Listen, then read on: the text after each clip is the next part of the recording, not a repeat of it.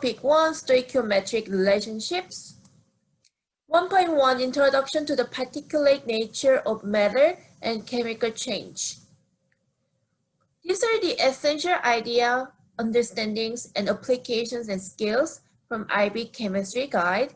And this is something that you definitely need to know by end of this section. The first thing that I'm going to talk about is the state of matter. So we know that everything is made up of matter, right?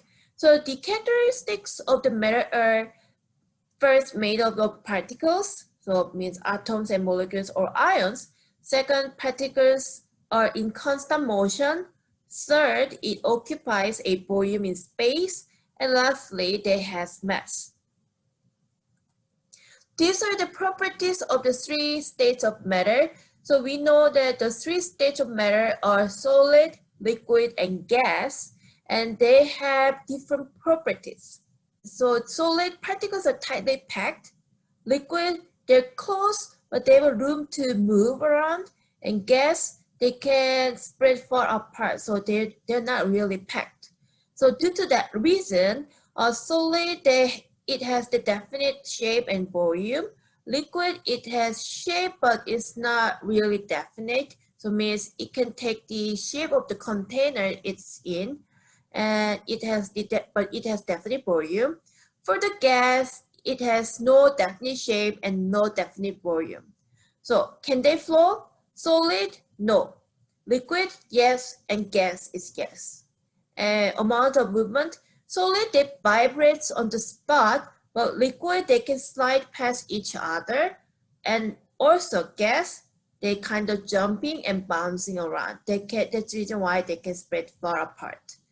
And solid, it cannot be compressed, same as the liquid. However, we can compress the gas. And also solid, it's sometimes we can electrically conduct it. So solid is sometimes electrically conductive. However, liquid is kind of rarely, and gas never. As state change, when energy is added, solid is melting and you can see melting and sublimation with the solid, and evaporation and vaporization with the liquid, and you can have ionization with the gas. And when energy gets removed, liquid, you can see freezing. Gas, you can see condensation. So now let's talk about the physical properties. Physical properties properties that can be observed without changing that substance. That's physical properties. And examples are melting points, boiling points, color, density. Those things are considered as the physical properties. So it means anything that you can see, hear, smell, touch, or feel, those are considered as the physical properties. So to talk about the physical properties, we need to know what is meant by temperature. So temperature plays important role in physical changes since the vibration and movement of particles depends on temperature. So SI unit for temperature is Kelvin, K, and three major units of the temperature measurements are Celsius, Fahrenheit, and Kelvin. And SR0 is 0 on the Kelvin scale, means negative 273 on Celsius scale, and is the temperature at which our movement of the particle stops. So to convert the temperature in Celsius to Kelvin, what we need to do is we just have to add 273.15 to the Celsius number. That's what we need to do. So that's the reason why when the temperature increases, kinetic energy in particles increases and causing change of state. And melting and boiling are the examples of the change of state. And when melting and boiling happens, we call those reactions as endothermic reactions, okay? Because energy is transferred from environment. That's the reason why we are calling it endothermic. And however, when temperature decreases, kinetic energy decreases in same time, and it can cause the reversal of the state. So the examples of the reversal of the states are the condensation and freezing. So when we have condensation and freezing reaction, we have exothermic reaction.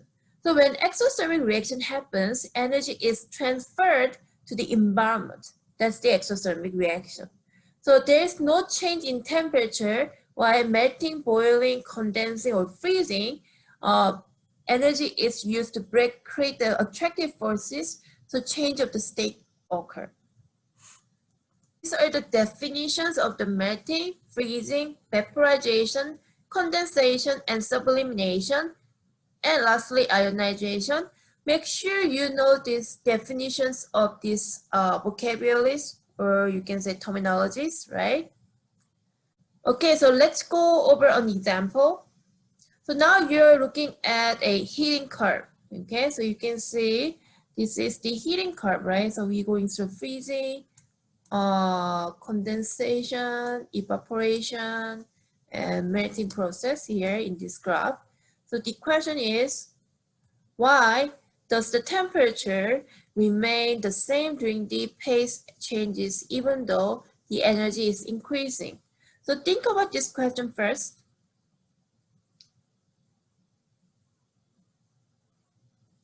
Okay, so the answer is, as a solid is heated, its temperature increases as the molecules move faster.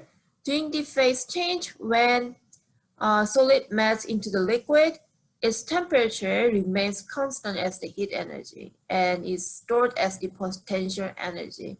Okay, that is the reason why the temperature remains the same during the phase changes. Okay, then let's go over another questions. Question number 1, which gas has the greatest average kinetic energy at a given temperature? Explain why a burn to the skin caused by the steam is more serious than a burn caused by the same amount of the boiling water at the same temperature.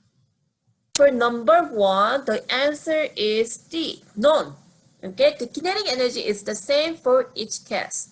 So we have hydrogen gas, neon gas, and carbon dioxide gas, right? So because they are all in gas state, so they have the kinetic energy is same for all of this. And for number 2, definitely burn caused by the steam is more serious than the burn caused by the boiling water, because when steam hits your skin, a lot of energy will be released as it condenses into a liquid. Okay, the temperature is different, right? So that's the reason why they turn into, or they condense into a liquid right away, and means they are undergoing a phase change, right? So when this happens, the energy release causes a much worse burn than if the same amount of boiling water were to hit your skin, where it would decrease in temperature, but would not have to go through the phase change. So the loss of the energy that is released by the steam from the steam hitting your skin occurs quickly and in a small localized area. That's the reason why causing damage to your cells, okay? And then the damage is more serious than the damage caused by the water. We have matter here right now, okay? So let's classify the matter. So we can first classify it into the mixture and pure substances, and from there we can go further. So mixture can classify into the homogeneous mixture and heterogeneous mixture. And with the pure substances, same thing, but we're going to go further into classification, which are compounds and elements. Okay, so make sure you know the meaning of the matter, mixture, pure substances, homogeneous, heterogeneous, element, and compound.